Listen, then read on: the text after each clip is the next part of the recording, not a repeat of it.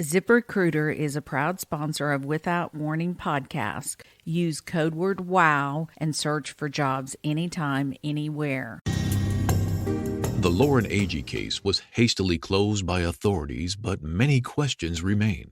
Come behind the curtain with private investigator Sheila Wysocki as she uncovers the truth about what happened to Lauren. This is Without Warning. Warning: the following episode contains details about sexual violence and elements that are graphic in nature.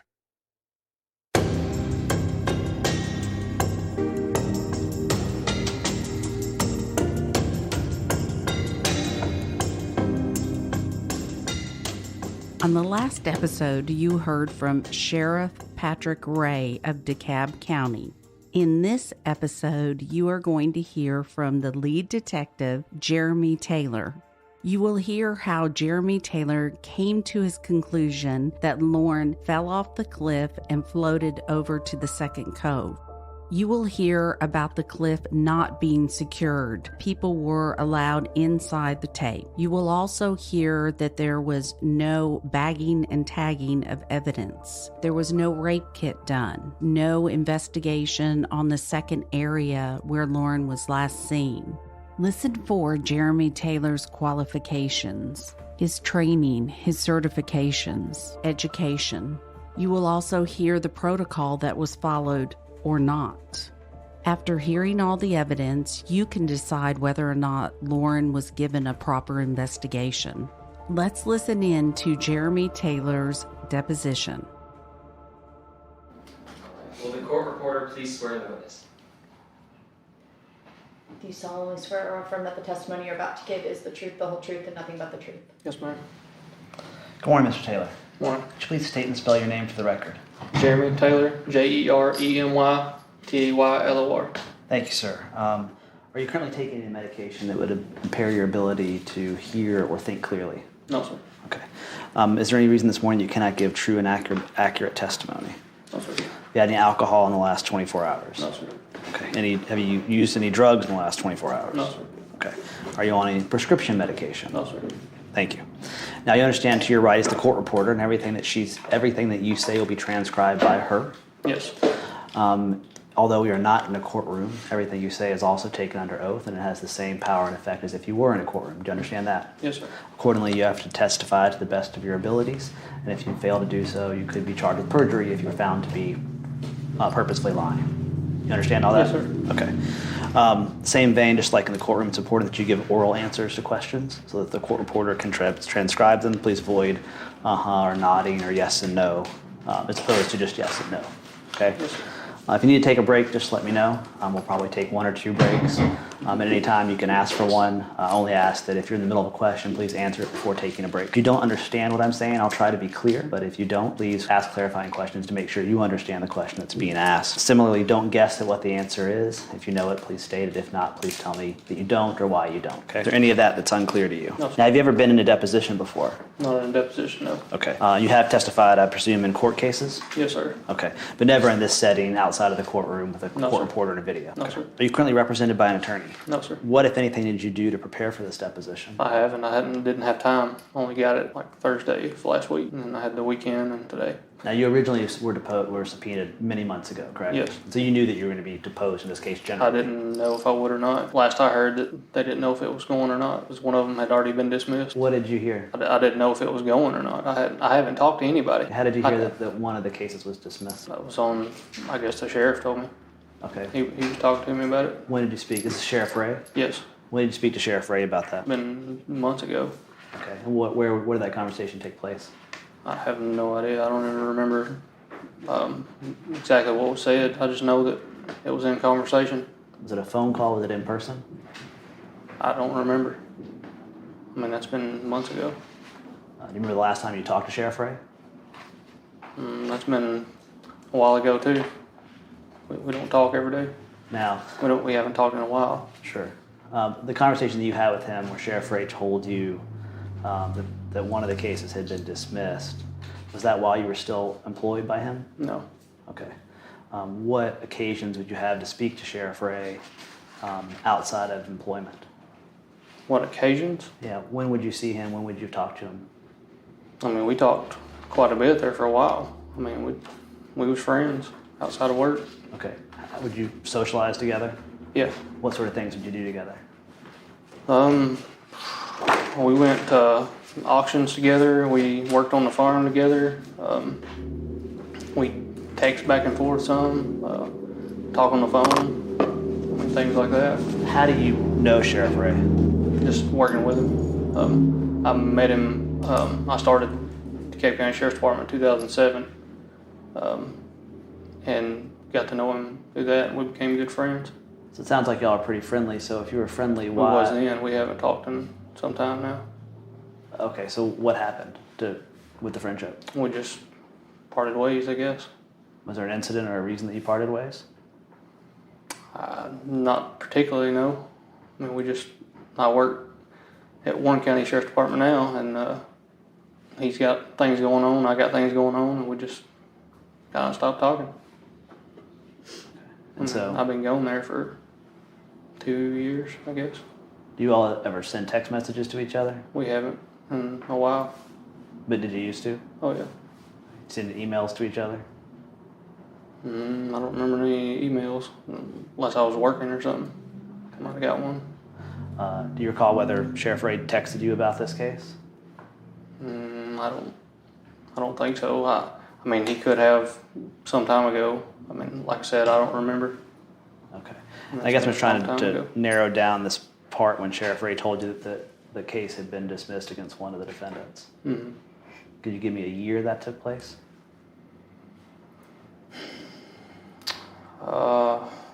No, I'm not. I mean, it was either. No, I don't know. Now, you were first subpoenaed in this case last fall. Is that correct? Yes. Okay. And so that at that time, you knew that you were going to be deposed, or you believed that you were going to be deposed in connection with this lawsuit? Yes. Okay. And so your conversation with Sheriff Ray must have taken place after you received that subpoena. I don't remember if it did or not.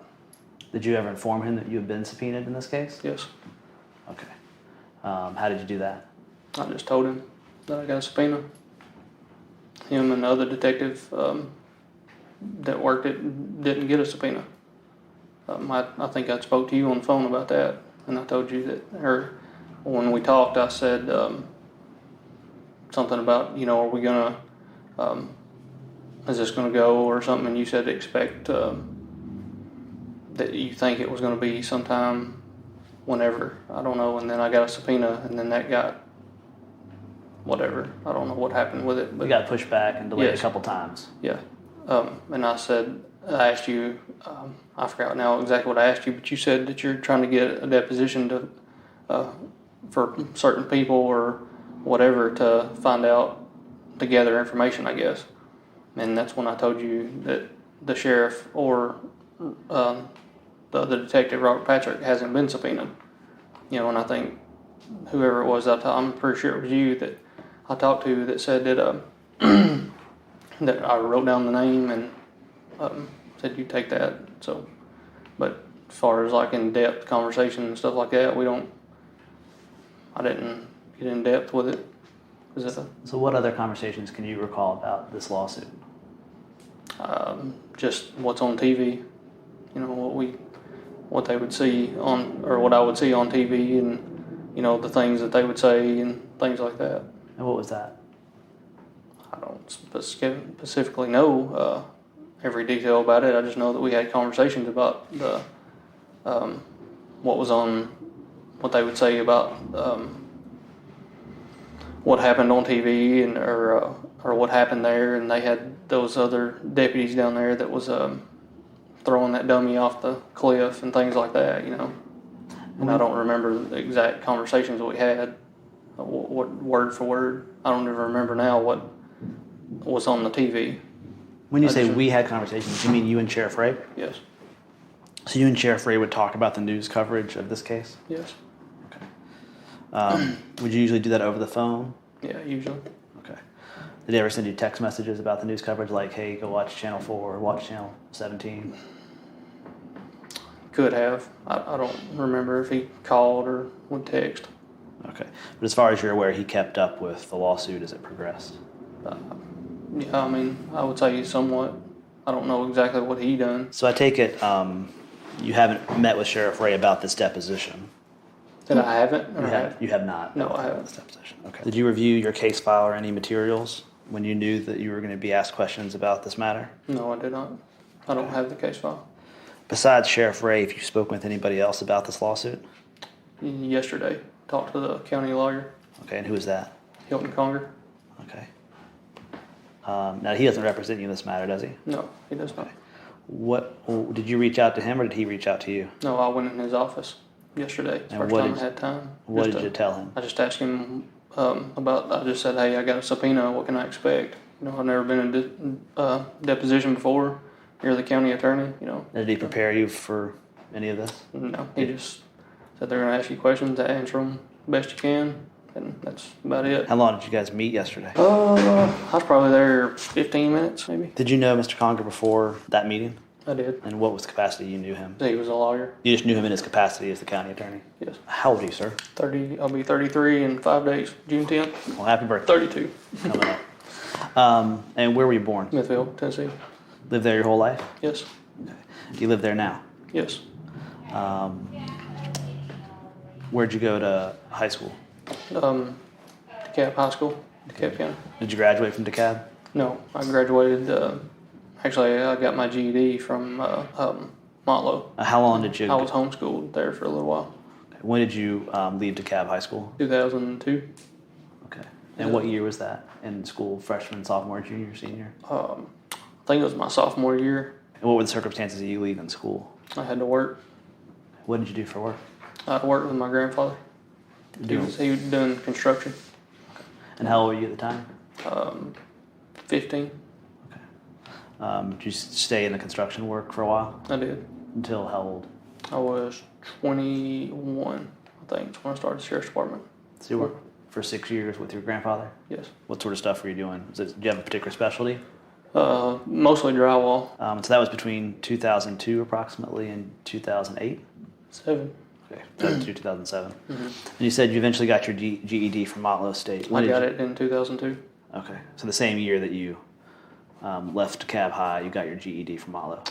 I left DeKalb, the high school, it was either 2001 or 2002. So I got it somewhere around there. It's been a long time ago. Okay. This whole time, did you reside in the same location? No, I did not. Okay. Did you stay within DeKalb County? Yes. Before you went to work at the sheriff's department, did you have any other professional experience besides working in construction with your grandfather? No, sir. Okay. Tell me how you ended up working for the sheriff's department. I'd always wanted to be a cop, and my friends, I had several friends that worked there, and they had an opening, and I interviewed for it, and he hired me. Okay. And when you say he hired you, who hired you? The sheriff, Patrick Ray. Okay. Before that time, when Sheriff Ray hired you, had you known him? No, I did not. Okay. Well, what friends did you have in the department at that time when you were hired? At that time, I had Patrick Britton. He's the sergeant there now. Chris McMillan. Shane Martin. Jody Johnson. Bobby Johnson. There's been so many that came and left, but that's the ones I can recall. Did you know these folks generally from high school? Yes. That and just being in the community. Growing up together? Yeah. What official job title were you hired for first at the sheriff's department? Correctional officer. Okay. And does that mean you work in the county jail? Yes. What were your duties at that time? Taking care of the inmates, feeding the inmates, giving their meds, making sure they don't escape. What sort of training did you receive to be a correctional officer? I had to go through the, I remember what it's called, it's the week course. It's a school they send you to get you certified as a correctional officer. Do you remember where that school was? I do not. Was it in the state of Tennessee? Yes. Okay. It was approximately 40 hours of coursework? Yes. Okay. And you first started that position in 2007? Yes. September 2007. And how long did you remain a correctional officer? I went to the road. I went to the police academy October the 5th, 2008. I graduated December 2008, but I was on the road before that What does it mean to be on the road? as a deputy. Back then, you could be a deputy for 6 months before you had to go to the police academy. So just want to make sure my math is right. You spent about 6 months as a correctional officer before you became a deputy. That's correct. What led to that promotion? They had a job opening, and he seen fit that I was ready for it. Did you have any training before you became a deputy? Separate from the course to become a correctional officer? Not official training, no. Okay. By unofficial training, somebody sort of shadowed you on the job or something to that effect? I used to ride with the deputy son. Okay. And so then in October approximately of 2008, you went to police academy? Yes. Where was that? Walter State Community College in Greene County, Greenville, Tennessee. Okay. And that took place for over 2 months? Yes. Did you receive any specialized training other than to be an officer? At that time? Yes. No. So you became a full-time deputy in December of 2008? Yes. Okay. How long did you serve as just a deputy? I started from 2008 to 2011. And then I got promoted to detective. Okay. What was the circumstances of your promotion? I like to work narcotics. I was assigned. I busted a lot of meth labs and arrested a lot of people with drugs. He assigned me before I became detective to the drug detective. And that was my sole job, is to work with the drug detective. I was still a deputy, but I hadn't got promoted or anything. But that was my job. That detective left. That job was open, and he gave me that job. Did you get any training between 2008 and 2011? Just on the job stuff. I mean, I went to in-service every year. But no specific coursework or specialized training? I went to Interdiction Plus, which is drug recognition, search vehicles, things like that. That was within the state of Tennessee? Yes. Okay. And after you became a detective in 2011, it sounds like you first worked with the narcotics unit? Yes. How long did you do that? The whole time I was there, till 2016. Okay. Did you receive other training to be a detective between 2011 and 2016? Yes. I was meth certified. I went to arson investigation, interview and interrogation. And how long are those courses approximately? A week, couple days each? No, the meth school is it's a week and a half long, and I don't remember how long the other ones was. They was within a week. Okay. Did you get any specialized investigation into death investigation? Specialized training for death investigations? No, not that I remember. Did you all have individual detectives within the sheriff's department who did specialize in death investigations? Not that I know of, no. So if a murder case was to be investigated, how would that be assigned within the sheriff's department? The sheriff would assign it to somebody, or call the TBI, or call the DA's office, or somebody like that. Before you were called in to investigate the death in this matter of Lauren Agee, how many death investigations had you led? Oh, I don't know. I wouldn't even dare to say. More than 10? Yes, I probably. More than 20? It'd be hard to say if it was more than 20. I would say in between 10 and 20. Okay. I mean, it could be more than that. I don't know. I've been on the scene with a bunch of deaths. Now, those are in death investigations. How many of those investigations resulted in a homicide case? None that I worked. Okay. So you've never worked a homicide case that went to trial? No. So I'm going to make an assumption here. I want you to tell me whether I'm right or wrong. That means the 10 to 20 death cases that you investigated either were determined to be accidental or medically related? Yeah, I don't know that. Well, what other causes of death besides homicide are there? Well, I mean, what I went to, there's natural causes, things like that. People have been sick, suicides. That's what I can recall on top of my head that I worked. So natural causes, suicides, and accidental deaths? Yes. Did you work any car accidents, I presume? THP works those. Okay. You didn't have any within the county? I mean, I would be there. When you say worked them, Never as the lead investigator? no.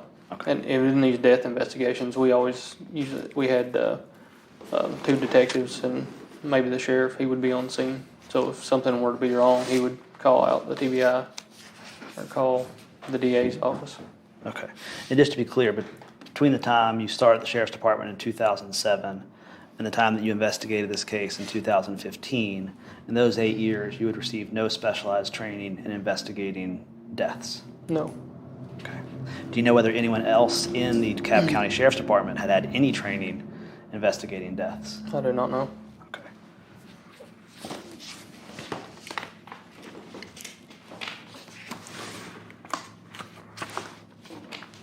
And do you have family here in DeKalb County? Yes, I do. Siblings?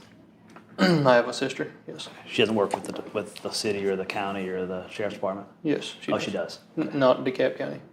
Warren County. Okay. So you currently work with her at the Warren County Sheriff's Department? Yeah, she's a correctional officer. Okay. Now, was she working there before you worked there? No.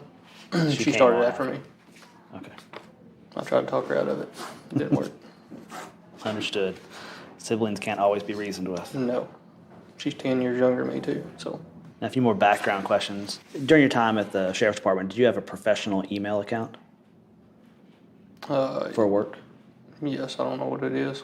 Okay. But you were assigned an email address associated with DeKalb County? Yes. Okay. Now, before you were asked to investigate this case in summer of 2015, I'm going to ask you if you knew any of these individuals prior to that time. Okay. Okay. Did you know Sherry Smith? I did not. Did you know her husband, Michael Smith? No. Okay. Did you know Hannah Palmer? No. Did you know Lauren Agee? No. Did you know Brix Gambrell? No. Did you know Christopher Stout? No. Did you know Aaron Lilly? No. Okay. Had you had any interactions with any of those people, to your knowledge, before the date you were asked to investigate this case? No. Okay. And so if Aaron Lilly had said that he had known you prior to this time, that would be incorrect? Yes. Okay. And the first time you met all these individuals was in the course of your investigation? Yes. In the course of the investigation and afterwards, did you maintain any friendships with any of the individuals I've named? No. Anybody else I did not name whose name you came across in the course of this investigation, did you have a personal relationship with? No. Okay. When I say the name Aaron Lilly, do you know who I'm speaking about? Yes. Okay. When was the last time that you spoke to Aaron Lilly?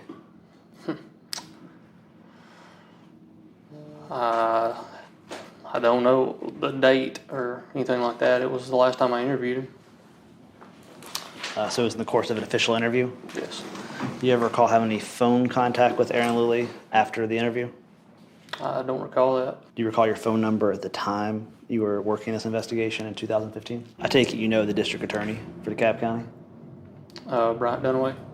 I don't know him personally. I know who he is. Okay. When did you first come to know who he was? When he got elected. Do you recall what year he got elected? I do not. 2016, 2014? I don't know. I don't remember. But he got elected when you were still working in the Sheriff's Department, correct? Yes. Okay. What professional interactions did you have with General Dunaway?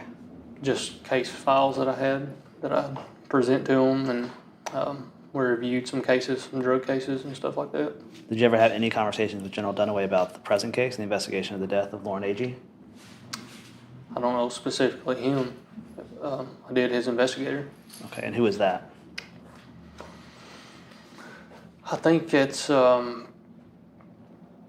can't recall his first name. Is it Slayton? I think it's his last name.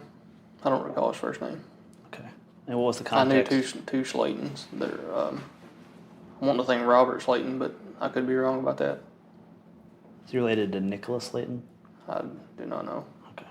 There used to be a meth truck driver that was also a Slayton, and now I get them too confused. There's also Slayton who was involved in that big Iraq case that happened over during the war. They had the Nisser Square shootings. Oh, He's from up there too. And how did Mr. Slayton or this investigator come into contact with you? I just knew him from working up there, and the same, review case files and stuff like that, go over. But did he want to talk to you about this case specifically? No, the sheriff wanted me to let him review it to make sure things was all right, see if he's seen anything. And when did that take place? I don't recall. It was when I worked up there, when I was working this case. It was not not since November? No, not for me. Okay. And how did that come to happen? Did the sheriff, what did the sheriff say to you about this? He said just get with the DA's office and let them review the case, and I think it was right towards the end of when we closed it out. Okay. Did you ever speak to Mr. Sladden or anybody else from the district attorney's office after you'd originally closed the case? I don't think so. I can't recall a conversation that I did.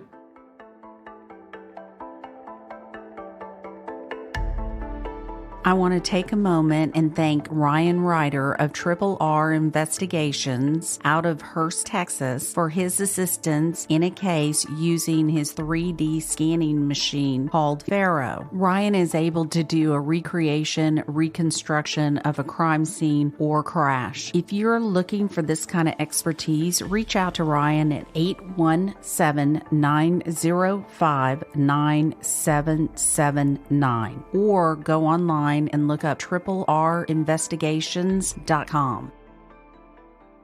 I get the timeline specifically right. When did you leave the sheriff's department? 2016. I think it's April 25th, maybe. So this has been more than 2 years now? Yes. Okay. So none of that's happened in the last 2 years? No. Okay. Yeah, I haven't done anything with this case since I left there. But you've spoken to Sheriff Ray about it since April 2016? Yes. Okay. What has Sheriff Ray told you about this case? Just about the news and about that. I don't remember exactly what he said about the one that got dismissed or threw out or whatever it was that happened. It was I don't recall of any other conversations that we had about this case as far as in depth about it. I know we didn't in depth. Did he express any displeasure with the case, happiness at dismissal? Just the news media covering it and stuff like that. Some of the stuff that I don't remember now what was said, but there was a few things that I guess that maybe he didn't like or was against him or something like that. I don't know, but we never did get in depth with it. It was just kind of like, it's on again and, stuff like that. Is it fair to say that he was displeased with the press about the case? Yeah. And was he pleased that the case had been dismissed against one of the defendants? He didn't say that. Do you know who the judge was in this case? I do not. The sheriff ever talked about that? No. I don't even know if I know who the defendant. They named off those defendants, so I would assume it would be the girl. I don't know. I don't even know if I knew at that time who it was that got dismissed. But you weren't aware of which judge was handling it or anything like that? No. Okay.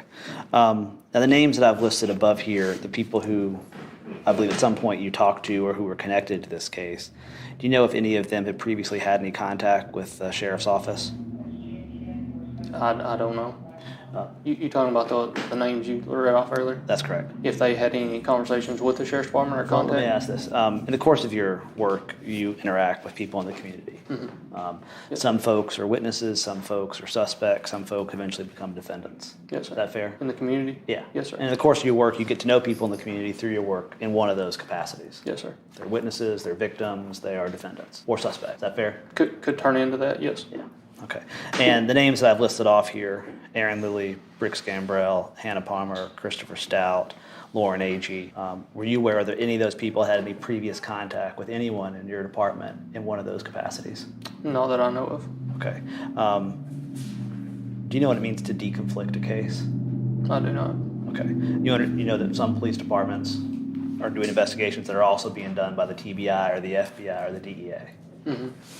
Have you ever had another law enforcement agency come and ask you about names, whether you know them or whether you're working a case involving them? Not that I know of. Not that I can recall. Okay. You were a narcotics detective, correct? Are you talking about, let me just make sure I'm clear. You're talking about like an agency call me and say, hey, do you know so-and-so? I heard they're running dope. That's correct. Yes. That's happened. Yes, not with those. Oh, I understand. I'm going to get there. Build to it. Yeah. Make sure we got some background here. Yeah. And when in your capacity as a detective, we'll say specifically as a narcotics detective, did you ever reach out to the Drug Enforcement Agency and say, hey, do you have any information about these individuals? They're suspects in my cases. Yes. Okay. Did you also do that internally within your police department? Yes. Okay. So there'd be cases, and you would check with sort of the institutional knowledge of your fellow colleagues to find out if they had any information about the people that you were working with? Yes. Okay. In this case, the names that I've listed here, Aaron Lilly, Briggs Gambrell, Hannah Palmer, Christopher Stout, Lauren Agee, did you ever run those names by anyone else in your department to see if anyone had knowledge about them? No, I didn't. Okay. Why did you not do that? It was, well, I wouldn't say it was that they knew who they was. I'd say about every deputy in our department knew what was going on, as far as the what had happened down there at the lake. There was a few deputies down there. Nobody had said that they knew who they was or anything like that. Nobody came to me and said, hey, I know them or anything like that. And they wasn't from DeKalb County. So just to be clear, you assumed that if anybody in the department knew any of these people, they would just tell you? Yeah, I would. Okay. Since they wasn't from there. Yeah, but you didn't just specifically make any requests of information about those individuals among the department? No, sir, I didn't. You said those individuals were not from DeKalb County. Did you know generally where they were from, what part of the state? I didn't until I talked to them. And when you learned that, where were they from as far as you were aware? I don't recall now. I mean, from the Nashville area. I think, we went to Murfreesboro for one of them. I don't remember which one it was, but best I can recall. Refresh your recollection if I told you where Miss Agee was from? I think the Nashville Hermitage area, maybe. Hendersonville sound familiar, Sumner County? Yeah. And you would have known at that time that she was from Sumner County, the time you were doing the investigation? Yes, I went to her house. Okay. Which was in Sumner County, her house where she lived with her parents? All that, I'm not familiar with all that, like Nashville, Sumner County and all that. I'm not from there. But Sure. Yes, I did go to her house. And Okay. Did you know the sheriff of Sumner County? I did not. You didn't then? No. Did you do anything to ask that individual or anyone in the Sumner County Sheriff's Department about the names that I've been discussing? No, I didn't. Okay. And just to be clear, on your current employment, you're working at the Sheriff's Department in which county? Warren County? Yes, sir. And what are you doing there? Still a detective? No, I'm a deputy. And do you have a specialized role as a deputy? No, sir. You're a general deputy? Yes. Do you still do narcotics cases? No, I mean, not specifically. If I arrest somebody for it, then I get that case, but that's not my official job. Okay. What is your official job? Just a deputy. And you work full-time? Yes. How many hours a week is that? I work 12-hour shifts, 7 days. And I work every 2 weeks I work 7 days, 86 hours in 2 weeks. Okay, understood.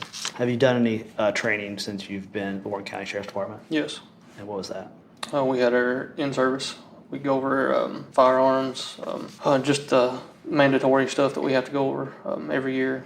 Child sex, evoc, mental ill, firearms training. Have you done any training with respect to death investigations? I have not. Now, you had a colleague working with you on this investigation named Detective Robert Patrick, is that correct? That's correct. Was Robert Patrick senior to you or junior to you in the department? Junior. How many years had Detective Patrick been working the case when he was assigned to work with you in July of 2015? How long has he been working at the Sheriff's Department or That's the correct. case? The Sheriff's Department. He's been working at the Sheriff's Department. I think he started in 2010 or 11. Okay, do you know when he became a deputy? Do you know when he became a detective? I don't recall. That had been much long before he started working this case? I don't recall when he started as a detective. Fair to say he was a junior detective on the investigation? Yes. Okay. He's a chief deputy now. And at that time, was he assigned to the case the same time you were or after? He was the first one on scene. I was on call, and I went out of town, so he took call for me. Because we have, the detectives have call rotation 1 week out of the month. We have to be on call for anything. When it's during the day shift, they was criminal, him. There might have just been 3 of us that time. But there was 2 criminal detectives, maybe 3, and a drug detective. And I was the drug detective. I was on call this particular week that this happened. He took the call for me because I was out of town, and he called me when I was out of town and told me what had happened and stuff, and I told him I'd come back, have him work. So by the time I got there, they had already got her to the hospital. Now, do you recall that first conversation you had with Detective Patrick? What he told you generally? I don't recall. I think he just briefed me on the case about what was going on. And what were the general things? You knew that there was a death? Yeah, I did.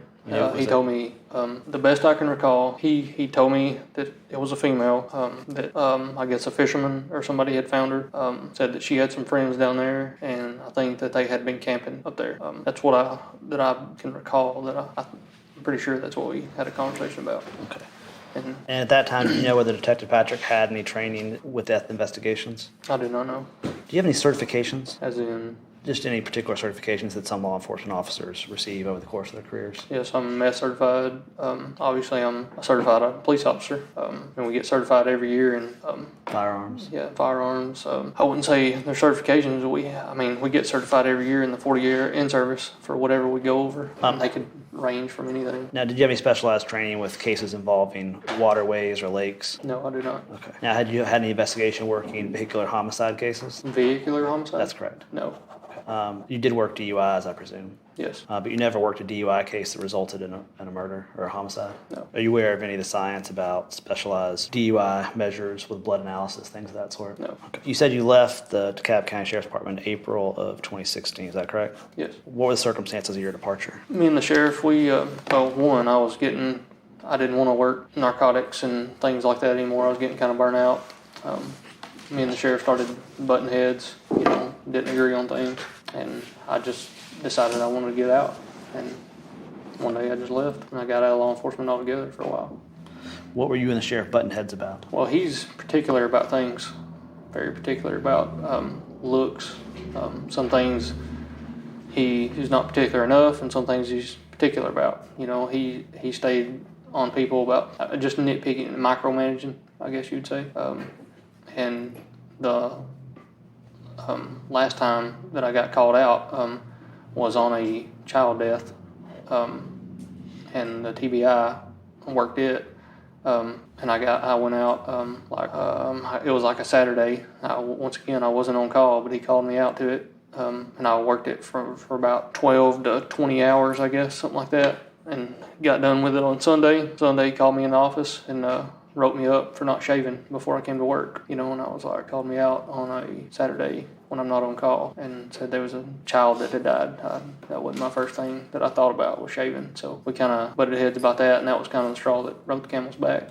And I said, I got to where I didn't want to do it anymore. I just wanted out of law enforcement altogether. Did you depart voluntarily, or did he fire you? Yeah, departed voluntarily. Do you know whether your personnel file reflects resignation or termination? A resignation. Okay. I'm positive. Okay. Had you previously been disciplined besides the incident regarding the child and not shaving? Yes, for not shaving. Same thing? Yeah, when I was off work. That's kind of what we was arguing about. Both times I wasn't on call and it was weekend. I guess he just wanted you to shave all the time. How many prior infractions did you receive? Just those two. Anything else verbally? No. Did you ever say anything about your clothing?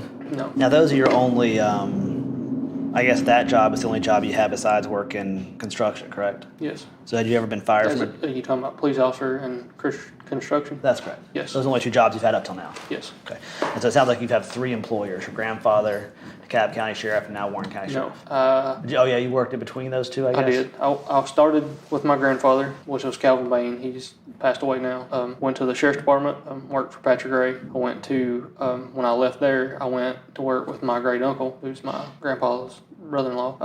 What were you doing for him? Same thing. Construction? Yeah, I was a foreman over some apartments in Murfreesboro.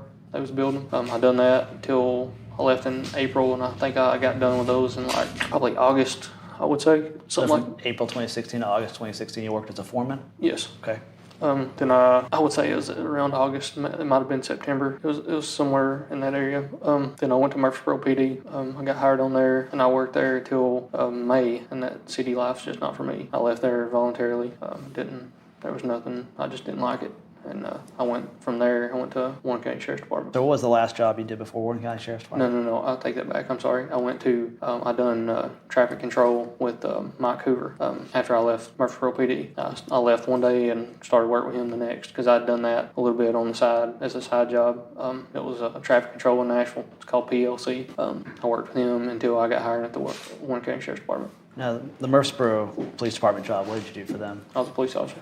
And how long was that? I don't remember exactly when I started. I left in May, less than 6 months. What were your duties there? Same, I was just a police officer. Answered patrol? call, yeah. You have to respond to the radio runs, that sort of thing? Yes. Okay. There was a lot of it. Yeah. Did you get any specialized training when you were at Murfreesboro? I did not. Did they do any sort of training in the beginning, or did they rely on your past certifications? Both. I didn't have to go through the full, I guess they have a 15-week classroom. I didn't have to do all that. I'd done 8 weeks, I think, maybe 10 weeks, something like that. And I had to do the FTO. Everybody has to do the FTO. And I didn't have to do the FTO as long. Okay. Now, have you ever been arrested? No. Okay. Now, you work drug cases, correct? Yes. You ever had any of your drug cases result in suppression of evidence? No. Not that I can remember. Okay.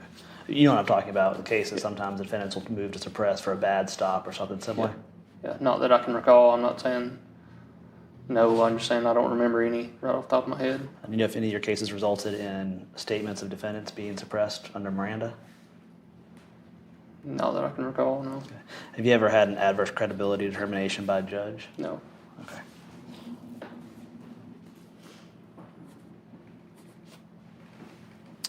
Have you ever gone bankrupt? No. Okay. When you left school, that was not the result of any discipline or misconduct? No. Okay. And have you ever been fired from a job? No. Okay. Has anyone on a job or at school ever accused you of fraud, dishonesty, deceit, or misrepresentation? No.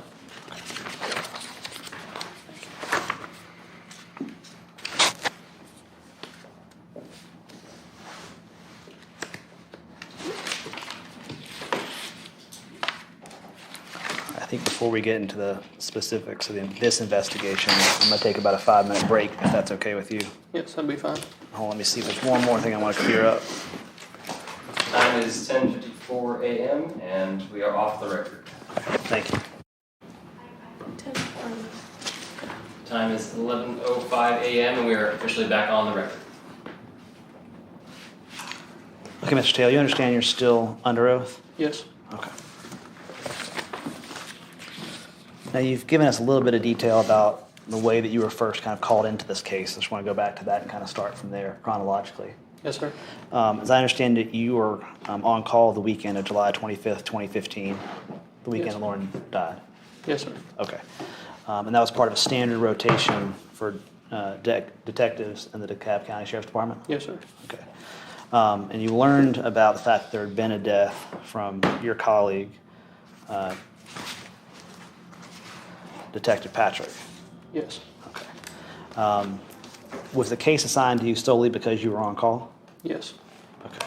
Did you have any conversations with Sheriff Ray about the assignment of you to this matter? As in to what? Like Did he- why Why you were selected to investigate this case? No, just because I was on call. Okay. Did you have any concerns about investigating a case of this sort at the beginning? Did I have any concerns? Yes, about your abilities to do so. No, sir. Okay. Did you take any steps to prepare for the investigation before you went to the scene? Went home and got dressed. I mean, not as far as the case goes, no. Okay. So kind of tell me as best you can recall what happened from sort of that moment forward, From the time I got there, got the call. the time you got the call. Went home, got my patrol car, got dressed, drove to the scene. On the way, I think I was, I think that when the call originally come out, I'm wanting to think that it came out as a child. And I think that was the original call that I got and the reason I was coming back. On the way, I think, best I can recall, it's been, 3 years ago. I believe Robert had called me and told me it's an adult girl. And I think that was about the time that I was almost there. There's not good phone reception down there either, so I couldn't really talk a whole lot. And then I went to the scene, and that's when I told you earlier that he kind of briefed me on what was going on. Let me stop you there. When you say you got to the scene, where specifically did you drive? I mean, this is a lake, correct? Yes. So where did you drive to? I went to, I think it's called Steel Point. Okay. It wasn't at Pates Ford Marina. It was across the lake from Pates Ford. That's where I met Robert Patrick. Is that an entry point for boats in and out of the water? It is. Okay. So it's basically a boat ramp. Yes.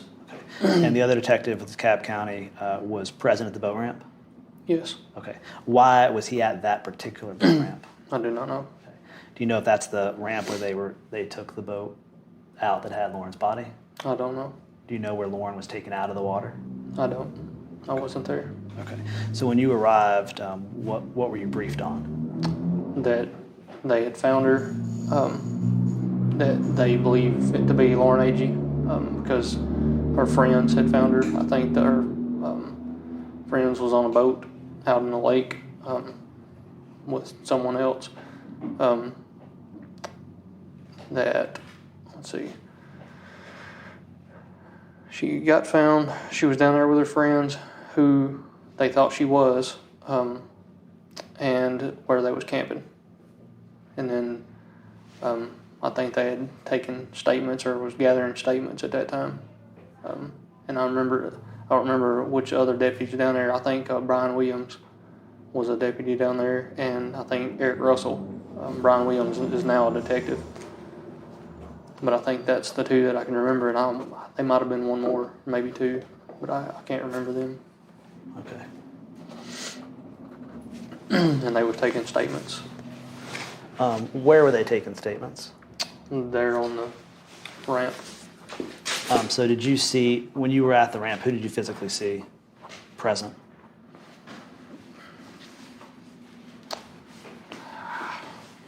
I don't remember. There was so many people there. I don't remember who all was there. Okay. Well, I also want to go back a little bit about what you just said. When you said they found her in the water, who specifically are you referring to?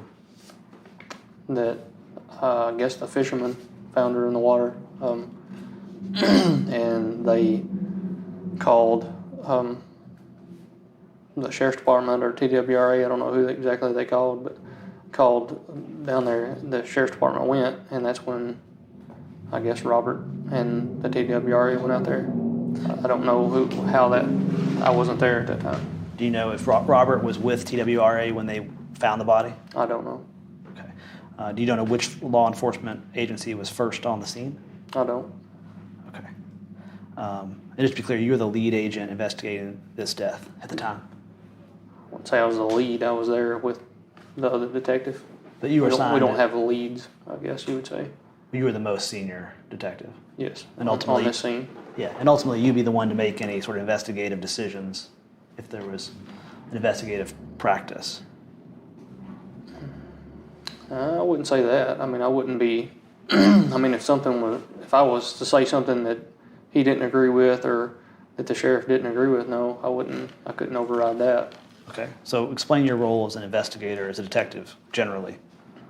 I mean, we generally we work the scene. You know, we go through. We always work together on most things. Some things we work by ourselves, but most things we work together, and that's what we was doing with this. You know, I wouldn't say I was any more lead than he was. I just was on call, and I ended up doing, you know, the interviews and things like that. Okay. Because I guess I did have the most experience. So when you arrived at the scene and you were told that there was a dead young girl or a dead adult girl, as you describe it, in the water, what investigative steps did you believe needed to take place at that time initially? Gather the statements from the people that was there, try to gather information about who last seen her, what happened, things of that nature. I went to where they was camping at, went there, I took photographs of that scene. I don't remember if they had the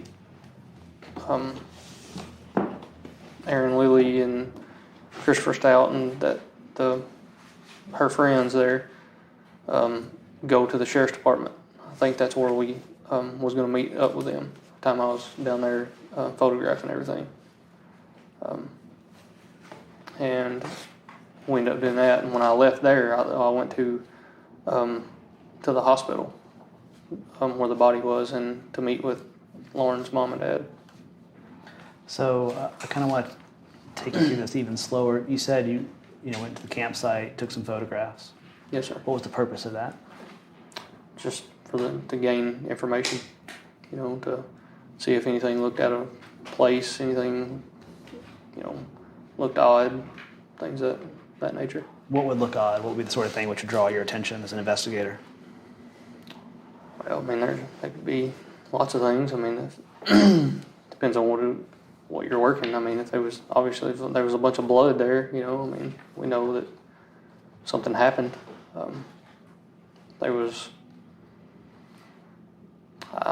really don't know. It's just scene to scene. Depends on what you're doing. Okay. And what's the purpose of talking to the other people and getting their stories? To, as you say, find out what happened? Just to find out what happened. Okay. When you work investigations and interviewing people, what steps, if any, do you take to get the most accurate information from those individuals? As far as like a single individual or a group, if it's a group, I try to not let them talk as much as I can, which in this case was not possible because they was already together. They went to the sheriff's department, but I would go and take my initial interview with them, work the crime scene, work whatever I had to find out. If there was any questions I had to ask after the fact, then I'd go back and ask them. What's the purpose of separating individuals when you speak to them? So they don't get a story. In this case, by the time you arrived on the scene, they had been together for some period of time? I don't know if they was together or not then. I know they was when they went to the sheriff's department. And why was that? I don't know. I don't know why. I guess it's because they rode together. Okay, so as far as you're aware, the individuals we're talking about here, Aaron Lilly, Hannah Palmer, Christopher Stout, Rick Scambrell, or I guess just the three of them, Aaron Lilly, Hannah Palmer, Christopher Stout, drove together to the sheriff's department? As far as I know, I didn't make contact with them after that night. Was there a reason you did not speak to them on the scene? One of them was on a boat, and I was up there taking pictures and trying to gather information, and they had already got a statement from the deputies. Okay. And who was that on the boat? Who was on the boat? Yes. I don't recall. Male, female? The two males, as far as I know. And what boat were they on? I don't know whose boat it was.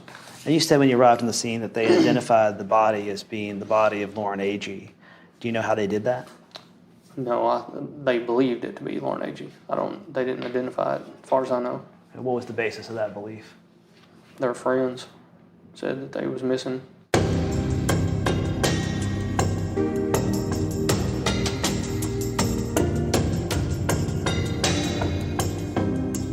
Lauren's family gives their full permission for any and all details to be shared in hope that the truth will come out. If you know anything at all, call 1-888-599-0008 or email tips@SheilaWysocki.com. Next time on Without Warning. Did you ask anyone at the department at the hospital to conduct a rape kit No, I did not. Okay. The pathologist, I think, I took it, does that. Do you know whether or not you as a detective have to request that they do that? No. Would it surprise you that that request has to be made specifically to the medical examiner for them to do so? Yes. Without Warning. Host, Executive Director, and Executive Producer, Sheila Wysocki. Producers, Katie Zitzman and Aaron Parker. Editors, Katie Zitzman and Aaron Parker. Mixing and mastering by Resonate Recordings. Narrator, Tim Evans. Thank you for listening to Without Warning. Make sure you subscribe to the podcast and leave us a quick review to help others discover it too. If you or someone you know something about this case or the people involved, you can submit tips by emailing tips@SheilaWysocki.com.